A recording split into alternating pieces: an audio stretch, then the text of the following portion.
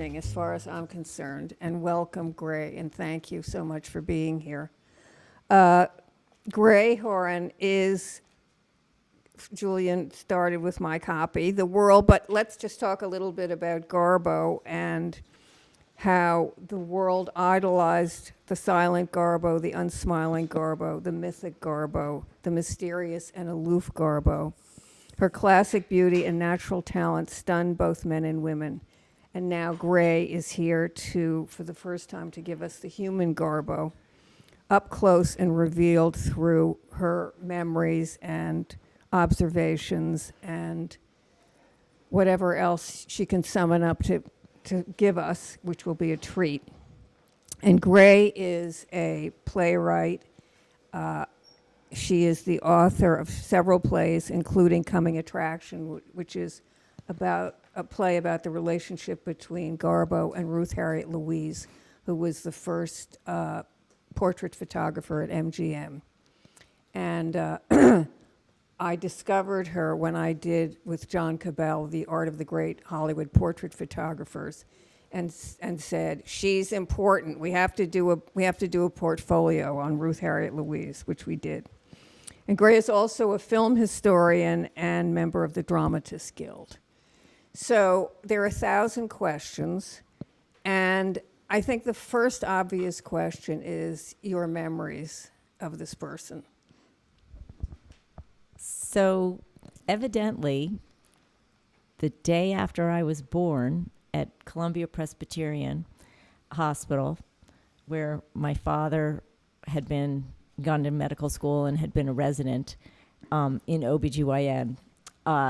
He did not deliver me, though. My very first visitor was Garbo. She loved little babies, so that was, and not so much little children.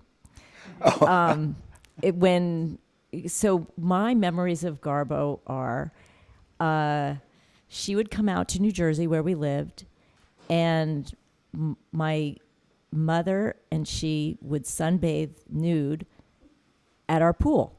And so that required stringing up sheets and things, whatever. And it also meant that nobody was allowed to have any kind of play dates or friends over. I didn't know anything about her past. I just knew that when she came, it was sort of very family private time. And how was she protected from the neighbors? Do you know? Well, our neighbors weren't that close. Physically. But we weren't. I didn't know she was Greta Garbo, the actress. She was. But had you heard of Greta Garbo, the actress? No. Okay. So what did she look like to you? So while all the other women in my suburban community wore like floral dresses in the 60s or, not really getting into the pants and things that would come later, Garbo wore pants. She smoked a cigarette with a long cigarette holder. And she was always dressed, I just remember this, she was always dressed sort of in one color. Turtleneck, pants, shoes. It's always one color. Was it black? Was it beige? No. Interestingly, people always associate her with black and white. She did not wear black and white in life. She wore color. She wore pinks. She wore lilacs. She wore turquoise. She really didn't have a lot of black in her wardrobe. I mean, some. Did she have any kind of aura that you picked up on? Well, she spoke with an accent. That was unusual. And yes, you just knew that there was something unique about her. She wasn't, and she was sort of like a grandmother figure to our family. I'll give you the genealogy. Garbo was born in Sweden in 1905, and she had an older sister and an older brother. Her older sister died when she was in her early 20s. No issue. And my grandfather was her brother, Sven. And he had one child, my mother, and so that was our family. It was really tiny. And my grandfather died when I was 6. But my grandmother was very comfortable and very close, and Garbo was very comfortable with her, very trusting of Peg's. And trusting of your mother. Oh, absolutely. And because they really recognized the protection that she needed. Right. And so they had also when my mother was young, she was in Los Angeles when Garbo was making her last film. So she was present at a time when there was this really heightened Garbo mania. And so they were very protective of her. And Foster just asked me, because I had a professor, and he wondered if my professor, who was David Thompson, who A wonderful has written film all historian, these wonderful yeah. books Yes. about film, he said, well, did he know you were Garbo's niece? And I said, no, nobody knew. So that was, and it was really easy to. But nobody knew that. because it was a guarded secret. Yes, exactly. Was And that that- your instinct as well, not to tell people? It was. I have to say, it was very difficult. When she passed away, that was just, you closed ranks. You didn't talk to the press. The press was camped out at her building when they learned of her death, and it probably would have been a wise idea to go down and give the press like 2 sentences, like my mother, but she wasn't going to do that. Well, she was trained not to. Yes, but as the years went by, I think we became increasingly comfortable and also recognized that we had an opportunity to talk about her and to sort of preserve and protect and enhance her legacy. And I feel really strongly about that because for me, she represents like a woman who was absolutely ahead of her time and so modern. And when you ask me, she was modern. Well, I think that she really, when you think about the figures of the 20th century, and we had this conversation about her face, which I have this very strong theory about her face, which was that it was decades ahead of its time. People didn't have faces. They didn't have faces like that. They didn't. Eventually, people did start to have faces like that. Mm-hmm. But when you think about, she was there. She brought in modernism, basically. In Picasso, Garbo, the sort of great figures of the 20th century that ushered in this form, and she was there. The only thing that, in the way that which she fought against, was basically being the vamp and the victim in her movies, which is why Queen Christina was such a revelation. But anyway, there are some pictures there. Yeah, that's Anna, Garbo's mother, and that is her father. I think she looks exactly like the father. Yes, she looks a lot like her father, and my grandfather looked a lot like. And here are her grandparents. Yeah, and that is the house where she grew up, which is in sort of the Brooklyn, the cool part of Stockholm now, but it was decidedly working class when she lived there, and her parents had come in, as many during that era came into the industrialized cities, and were somewhat ill-equipped to go translate their skills from farming to the city. And my great-grandfather was quite sickly and died when Garbo was 14 or 15 years old. And so it was very hard, apparently, for the family, and she was very resentful about that time. Always kind of kept. Is that the house resentment. still standing? No, No. but there's a statue, and there's a plaque. Yeah. And she went to work. I put these up. She went to work at that department store, the pub. Which is still there. That is still there, and that was a big leap for someone from her. The strata in Sweden was very defined by your birth, and for someone to cross the river and work at a fancy department store was, Breaking out. yeah, a real breakthrough. So And was this the academy where she studied? that's Dramaten. It's a very highly recognized theater school. And when she was at Pub, she started on the weekends making these little films. It was the sort of Max Sennett times when they would make a film in a weekend, put it in the can and, market it. And so she made a few of those. They were silly, stupid. I think she was, kind of embarrassed by them.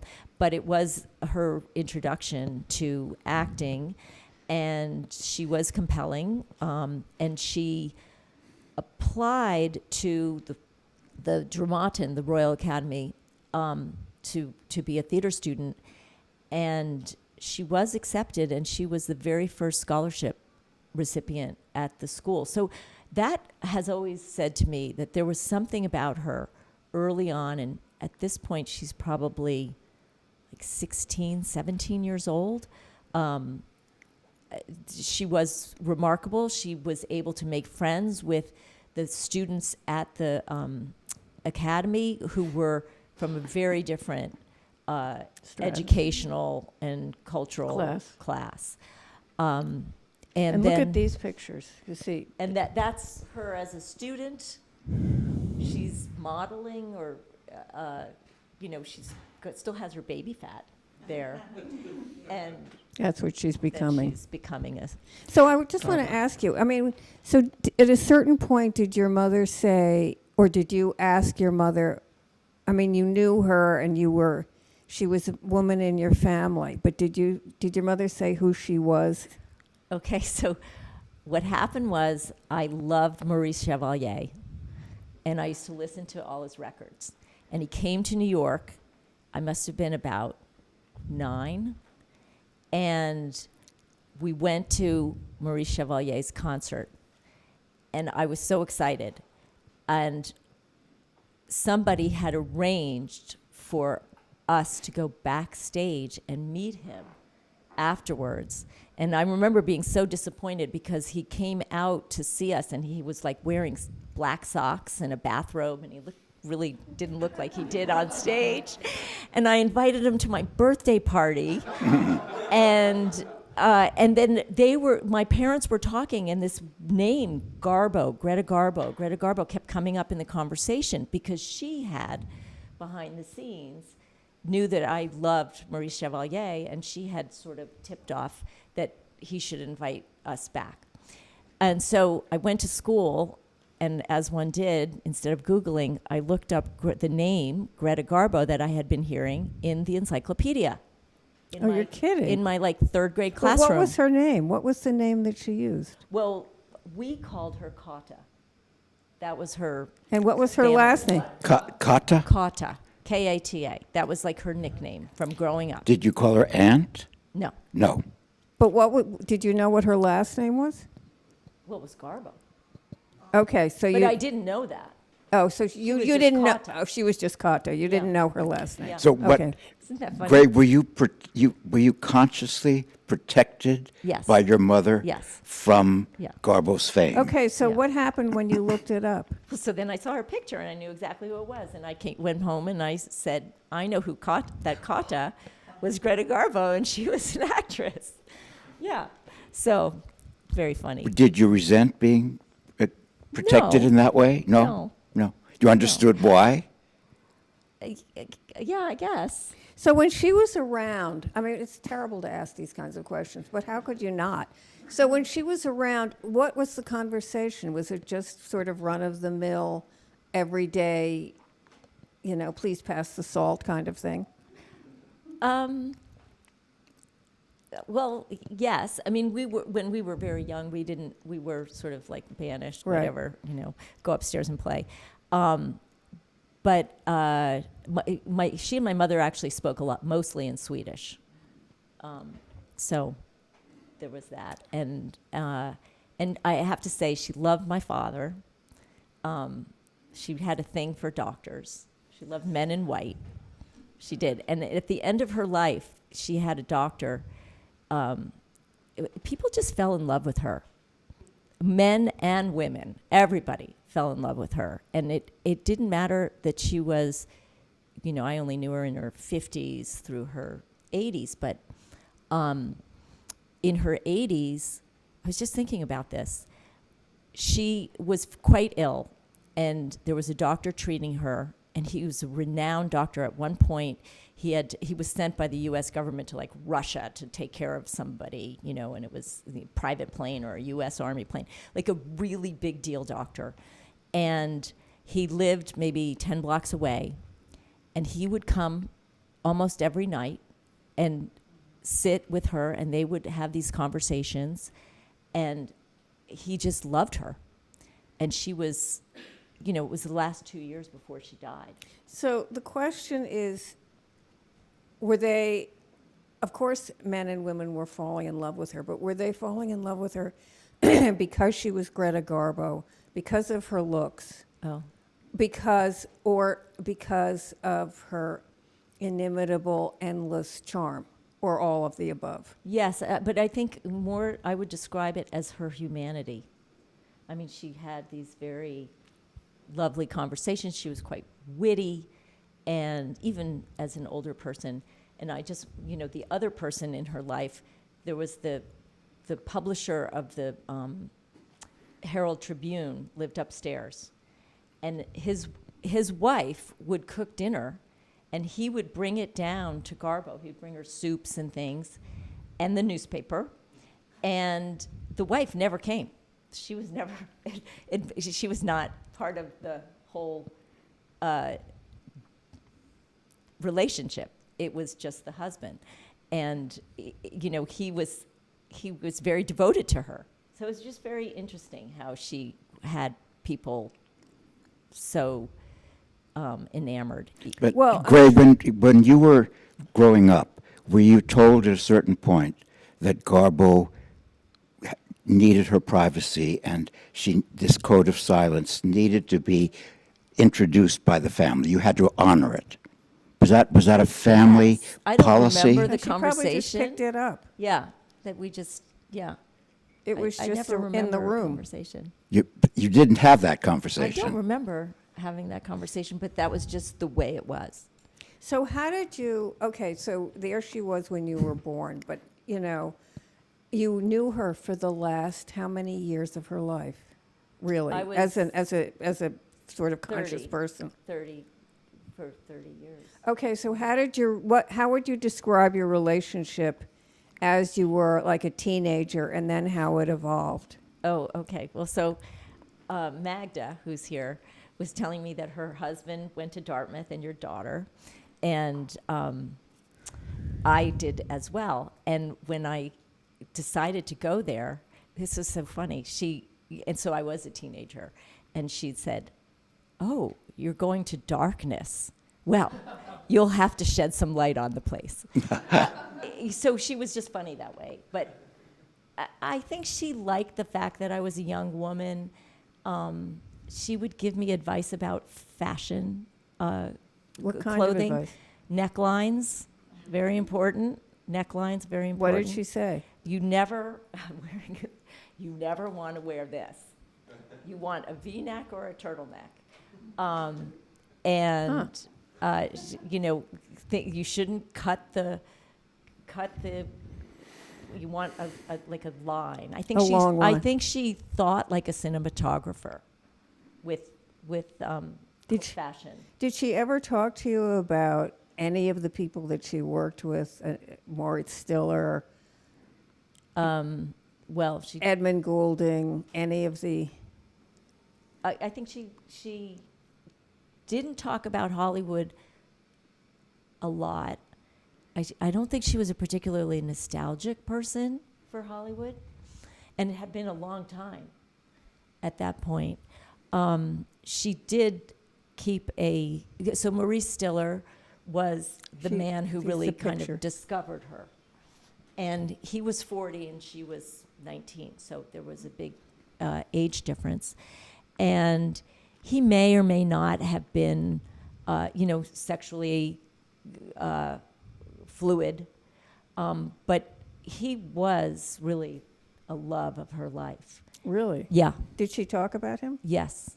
And she said, I would have married Stiller, but he never asked me.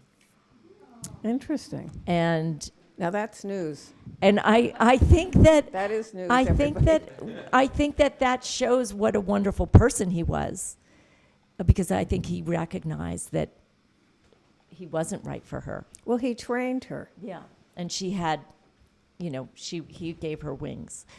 And she came to America with him, and then when MGM fired him, It was she very was tragic. bereft. Yeah. And he went back to Sweden and soon died. And it was about the same time that her sister died. So it was a really, really tragic time for her. So, Gray, when you were like at dinner, or when you were sitting with her, would you ask her questions, or did you feel that you couldn't ask her questions? No, you didn't ask her questions. You had to wait for her. That's like the king and queen. You don't ask Yeah. questions. questions. You have to wait for them But to. were you told not to ask questions, or was it something you It was instinctively us- picked up? Yeah. It just. It was instinctive. Yeah. You knew you don't Yeah. go there. Also, we're from a Swedish family. You don't invade people's privacy. Ah, You okay. you have this. So forgive us. There for- are these walls, yeah, that I mean, that's what my mother was like. Did she keep did she have a diary, a journal? She did have date books, but very minimal input. Maybe like a lunch or something. But it does show the date books, which she kept, decades worth of these date books. They do show that she was, out and about doing this and that. So what in did New your York. mother say about her? Did you ever have long conversations with your mother? Yes, and my mother was very, very protective of her, and they went every year. They would go for a week to the Caribbean together, and Just your mother and Garbo? just or- my mother and Garbo. And I think for Garbo, this was in like the late 60s, 70s, 80s. For Garbo, my mother was a good protector. She was very protective. She was, sort of respected the privacy. She understood the issues at hand with press and kind of like VIP treatment at the. and did she learn how to airports. keep the press at bay? Well, so they would book, which you could do then.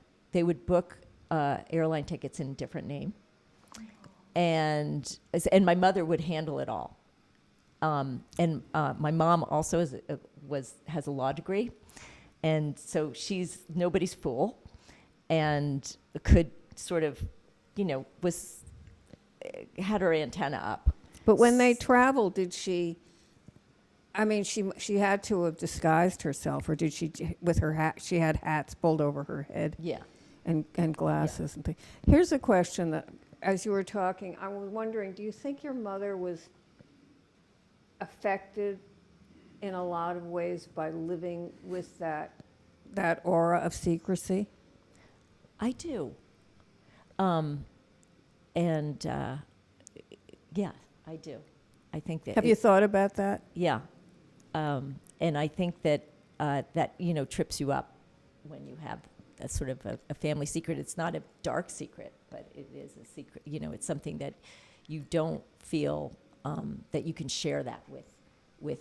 Were you ever out in public with Garbo? Did you Yeah. go to the theater with her or restaurants? To Aquavit and to just walking around. And then I remember going to a dress shop with her and my mother.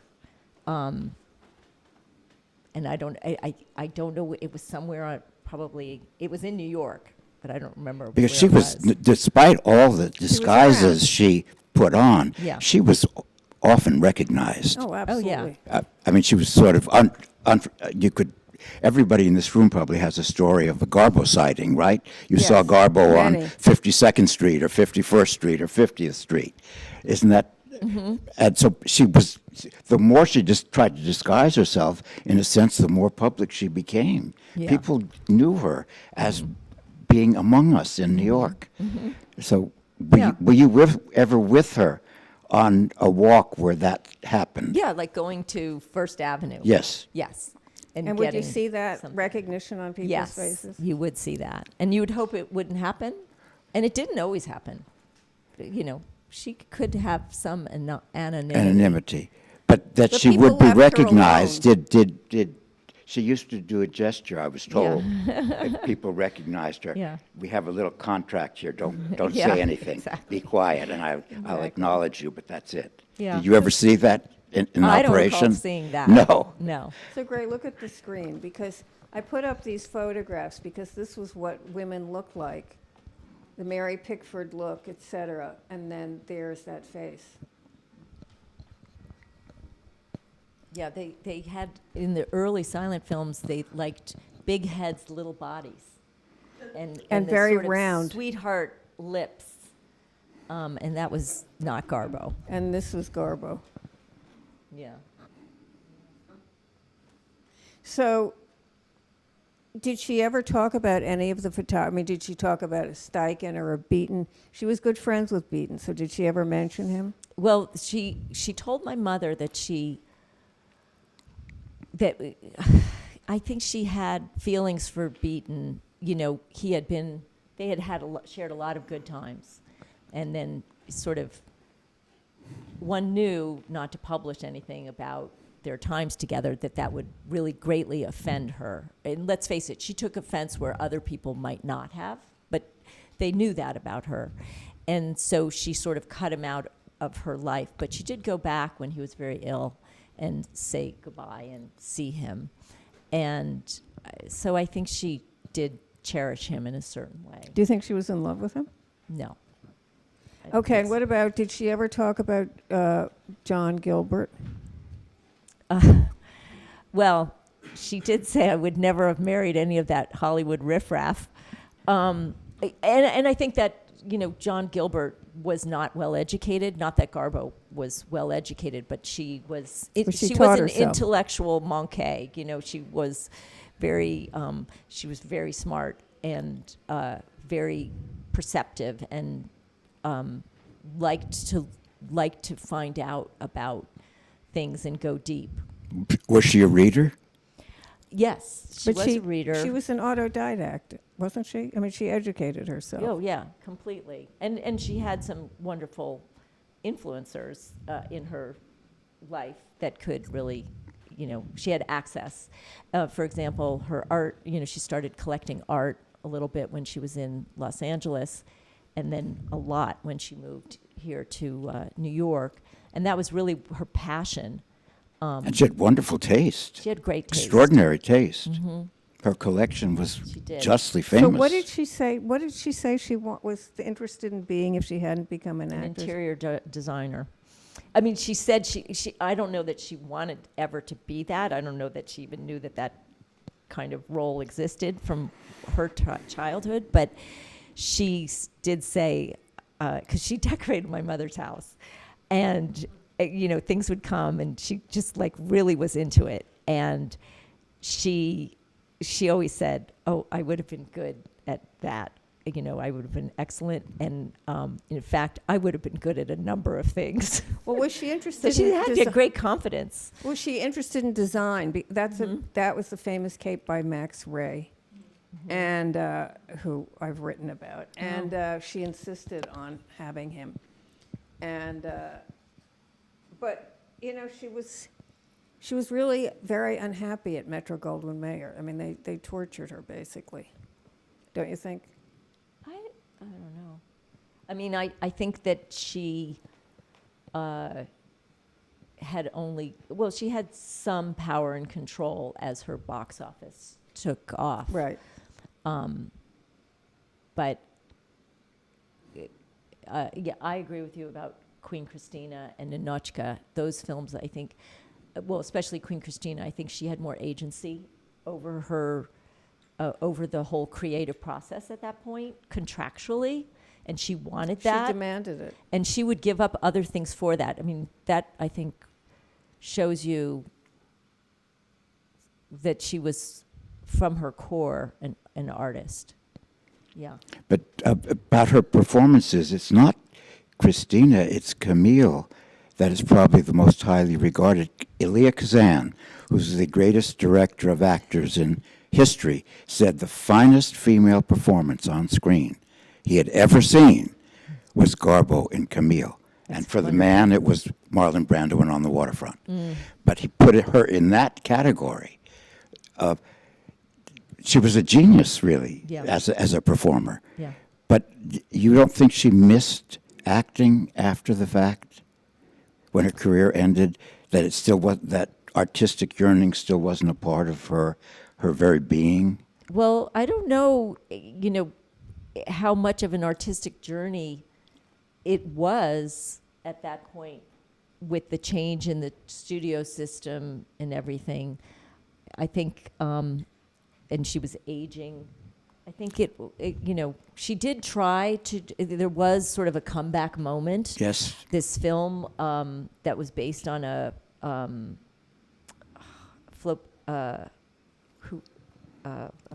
spacing on this French author.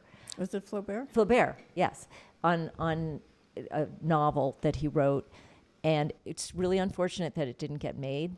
But it's interesting that she actually wanted to have it made. Yes, but She wanted to return at some level. Yes. She did want to return. And But not enough. but I also don't Not think enough. she could function very well in the way that the studio system had eroded, and instead of sort of having like her be the center of the studio's orbit, it was more of an independent production time Yes. of movie making, and she was not like a maverick producer tooting her. That just was not going to be Garbo. So I can understand how it just didn't go. But the desire to act, which she obviously had from a very young age, it didn't just disappear. Yeah. I don't believe that. Yeah.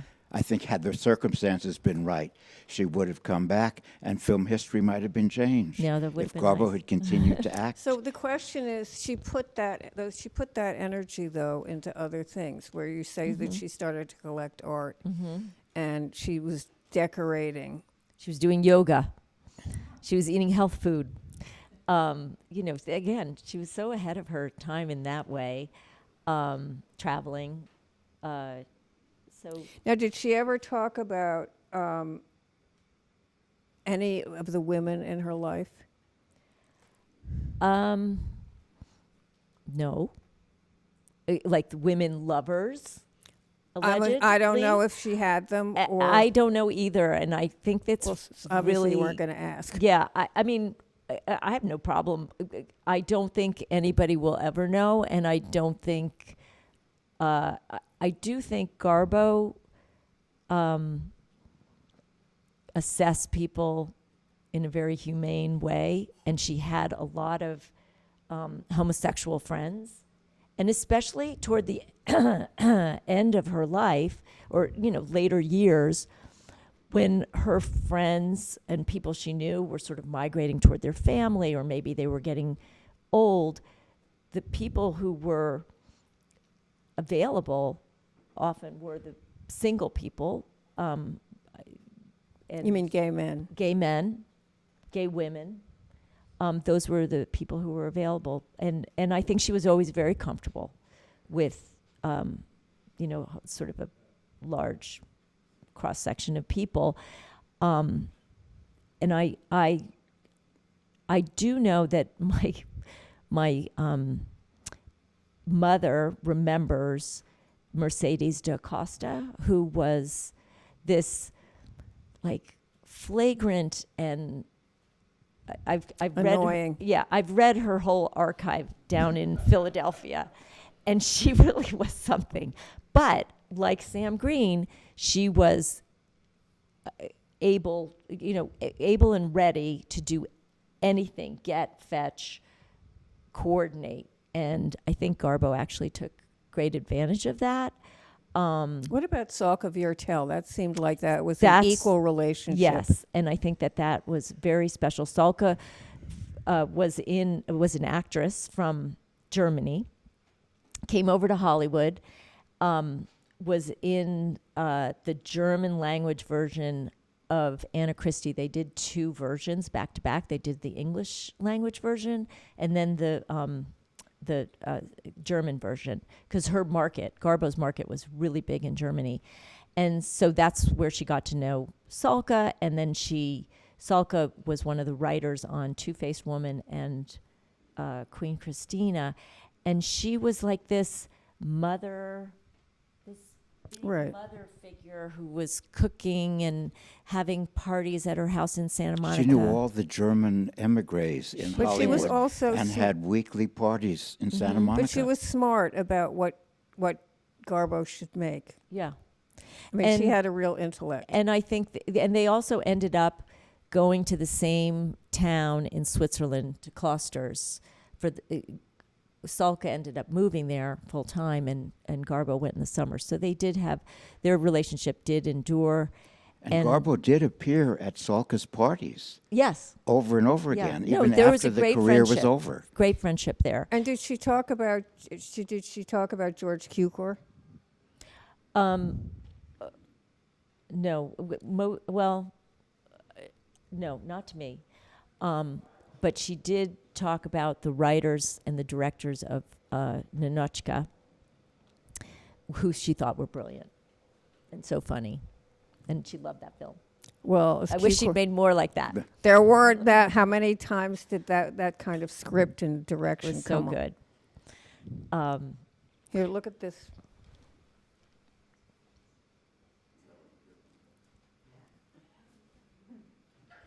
I mean, it's interesting because That's John Gilbert.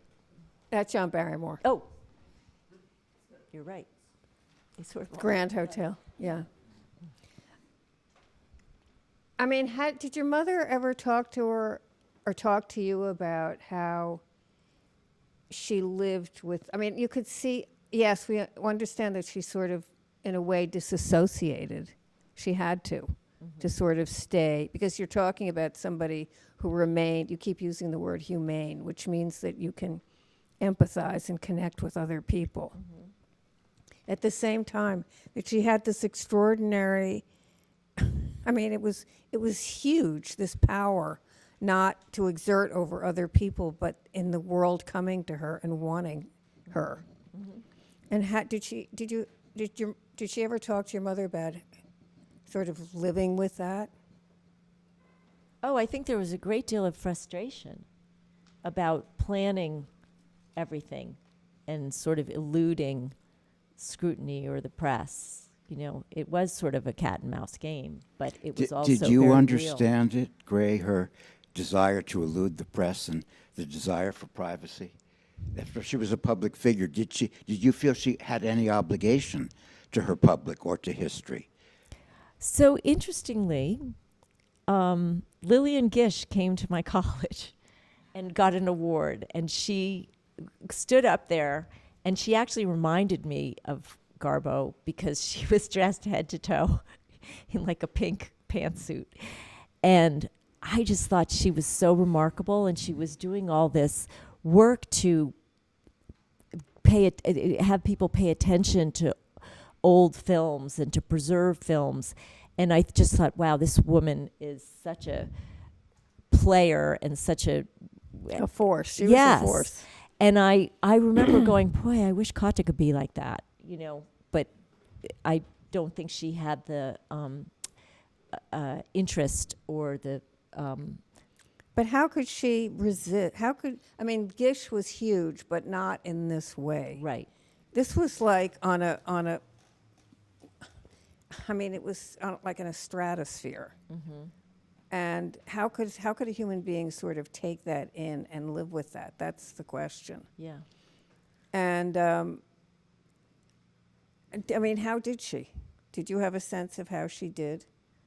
Well, I do think that she denied herself the opportunities to go out in public all the time. Not all the time, but certainly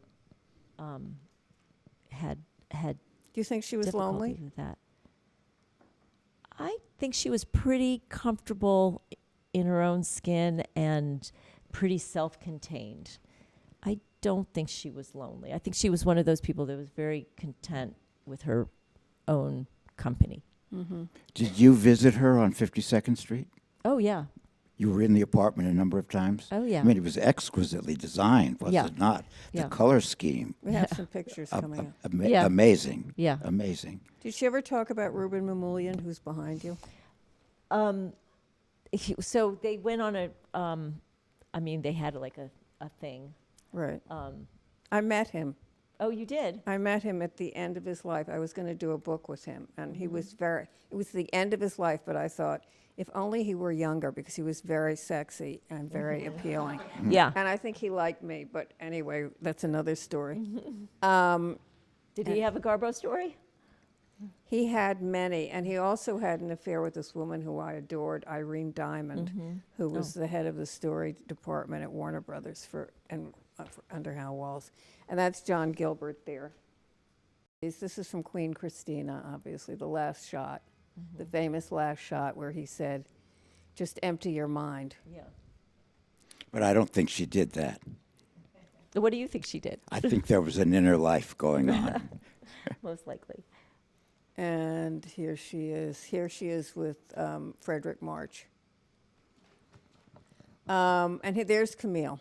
Yeah. Up there, and George Cukor. And I will say this, that I write in my book, it was a moment, it was a great sort of discovery when I found out that when Robert Taylor was studying his lines for Camille, Barbara Stanwyck was giving him the reading and telling him how to do the lines. Oh. And so when I hear him, I hear Barbara Stanwyck, because I know that's her pacing. So interesting. Anyway, all right, well, so we'll open it up since people want to have questions. Yes? I recently read The Director. Oh, I'm dying to read that book. So good. Yes. Don't read, my hint to you, don't read about it. Okay. Because there's certain turns. Okay. But what did she have to say if she It's said about Pabst. about Pabst? Yeah. So that was, I was just in Berlin last spring. I gave a talk at the Babylon Berlin, which is this, if you ever go to Berlin, go to this retrospective movie house. They had a Garbo film festival. So I was steeped in that whole Weimar era, which is when she went to Berlin. And she did talk about Berlin, that was very big sort of expedition for her from Stockholm. And she went to Istanbul to make a film that was sort of aborted because it was the time of it was 1923, and it was the time of the hyperinflation. So the film got caught in that debacle. And so she went back to Berlin and was cast in a film with Pabst called Joyless Street. And when I was at the Berlin talk, this young woman came up to me, this very statuesque young woman came up to me, and I knew before she even opened her mouth that she was Salka Viertel's great-granddaughter. Why? How did you know that? Yes. I mean, I just knew it. She looked like her, and she was a little bit shy, and I don't know. Was she German? No, she was actually Canadian. It's her Salka's grandson settled in Canada, and anyway, but she lives in Berlin, and she's young and lovely, and she's doing a lot. She's trying to do a book or a film on Salka Viertel, which I think would be fantastic because Salka Viertel was such an important figure in Hollywood and was blacklisted afterwards, really suffered politically. And she had a great deal of indirect power, which...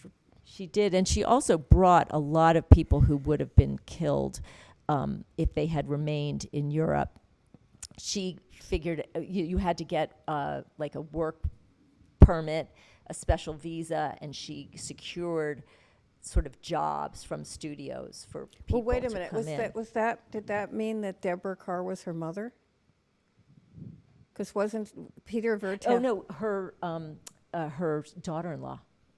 Oh no, it was a different son. She had three sons. Yeah. So, Gray, what I'm hearing is you feel a debt to history, that you know something and you have access to a world-famous personality, and you're prepared to talk to us about her, which I think is fabulous, really, because Garbo and privacy have been so connected for so long that we can't say anything. Yeah. But you're prepared to talk about what you know about your great aunt, and I think it's terrific. Have you written a book? I think it's important. It is important. Yes. Important. Because I've said debt to history. I was disappointed that Garbo didn't feel she had a debt to history. I think she did. I mean, she was an extraordinary presence on the screen. I think she felt her art Spoke served for that itself. purpose. I really Okay. do. So, yeah, I feel very strongly that, especially as a woman, I'm the only woman sort of in the family. And so I did have a special connection with her. You know, I sort of admitted in, whereas my brothers, you know, were not like, they didn't go to New York and visit with her or. Were they not interested? Well, they weren't. Yeah, probably not. And I mean, she used to give me clothes when I was an intern in New York. She was like, "Have Gray come down, and I have a box of dresses I'll never wear." And so, you know, it was sort of a very special connection. But Yeah. I hope you've written sort of a memoir, or you're writing a memoir, but you're doing something in book form. So when she died, her art collection was sold at Sotheby's, a lot of it, not all of it, but a good amount. And Sotheby's really wanted to promote it and have a reporter from the New York Times come in and scrutinize the collection and look at the apartment and all of this. And my mother said, "No way is a member of the press coming in here. My daughter can write. She'll write it." And so they said, "Well, we just rejected, you know, some manuscript by Arthur Miller, so good luck to that." And so I sat down, I had a weekend, and I just wrote like the memories of my aunt with art and her, you know, going and sort of what her relationship was with the artwork and how she collected it. And I was telling Vicki that Mr. Knopf wrote me a letter and said, "Would you be interested in writing a biography?" And I was not. And I was like having babies and totally overwhelmed, but I didn't have time to do anything of a project of that nature. But I always did want to write about Garbo, and I have written a lot about her and spoken about her because I feel it's really important that people understand that she was sort of the crucible in many ways of modern womanhood for all of us, and a lot of really wonderful aspects of her characters and of the way in which she sort of stood her ground. Those were big news stories and very impactful to women in the 20s and 30s. And so I'm really proud that, you know, she was who she was, and I'm happy to tell her story. But people always wanted a biography, and they always wanted, like, what was the sex, and you know, just all of that. And that's not something that I really feel I could uncover. Right. But what you could do But- is you had unique access. Right. And so the one thing I did, finally, I decided to write a play and turned it into a musical. And so that is the sort of imagined story of Garbo and Ruth Harriet Louise. Garbo was 19 when she came to MGM, and Ruth Harriet Louise was 22 when she was in a pretty important position at MGM Studios as the only portrait photographer. And I just imagine, what would that have been like for these two young girls, young women, to create the iconography of modern women, which is what they did. So anyway, that's what the play is about. Julian? Thank you so much. I would love to know what you think about sort of how we live now, where everyone has to, no matter what the scale of your fame and your art, you need to sort of be very public. And we did a talk at the town here in Foster with Neil Baldwin and the book on Martha Brandon. I was just marveled at the fact she'd done one public interview in her entire life. And that like mystique is sort of something that's gone. We don't live with mystique anymore. You have to be very, no matter who you are and what your age and when you were born, you have to be, you need your social media platform. You need to be very public and very available. And as you've seen the sort of shift towards this, but you grew up with this idea of Garbo's secrecy. I don't know how's this resonating with you as far as how we live now, because you've seen the shift. You can't really be private anymore, right? Yeah, I think now if you're an actress, you have to be your own producer, publicist.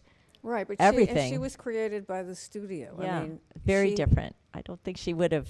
I don't know that And somebody this with is her what personality. This is what happened to her without the studio protecting her. Mhm.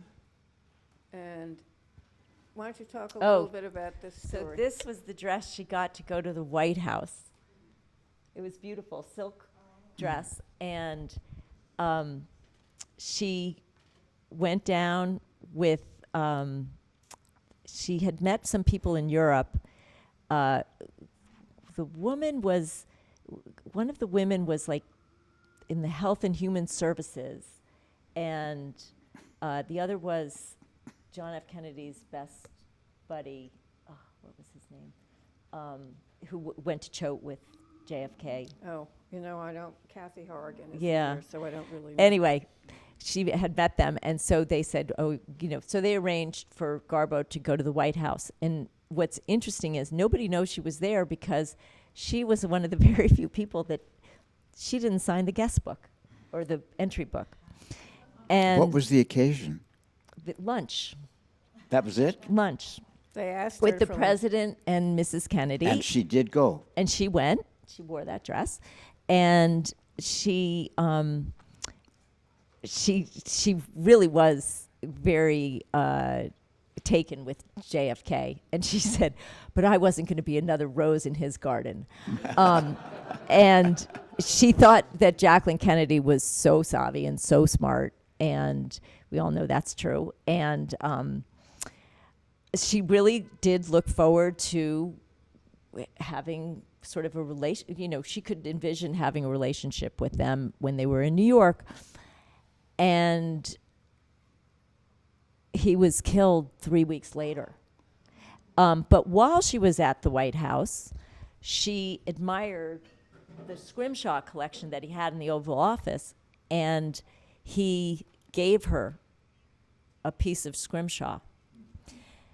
And when he was assassinated and they packed up everything, and it was eventually all brought to the Kennedy Library, there was one piece of Scrimshaw that had been cataloged, but it was missing. So they figured somebody had, something had happened to it. And years later, when they were preparing an exhibit for the Met of Jacqueline Kennedy's clothing, I don't know if you remember that exhibit, it was really a great exhibit, so interesting. The curator at the JFK Library found a note that had her address on top.